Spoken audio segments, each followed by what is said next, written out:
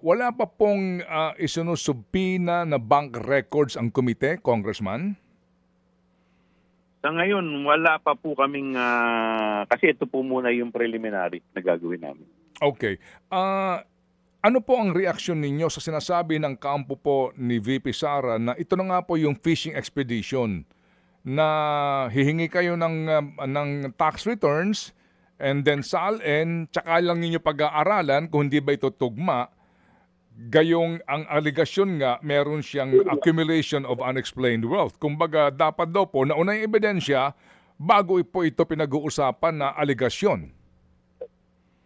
Manong Ted, dun sa Section 7 ng aming rules, sa rules of procedure ng impeachment proceeding, nakasaad dito, the committee shall have the power to issue compulsory processes for the attendance of witnesses and the production of documents and other related evidence.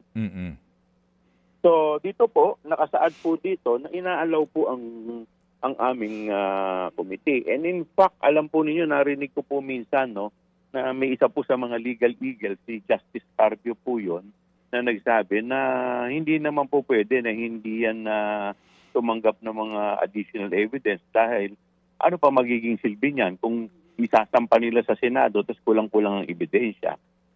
In fact, sabi ko nga, ito po yung preliminary investigation. Pwede natin pong iugnay o ihambing sa Office of the Ombudsman kung saan pag may mga reklamo, sila ay nag-i-issue rin ng mga ganitong processes, mga subpoena sa mga ahensya para makadagdag sa ebidensya. Opo. So sir, doon sa aligasyon ng fishing expedition, ano ang tugon niyo po doon? Hindi ito fishing expedition? Ano ito? Explorator? Hindi po ito fish. Hindi po ito fishing expedition dahil unang-una may allegation naman tsaka may mga ebidensya na dyan eh. Ang nilalagay na lang po natin is additional evidence.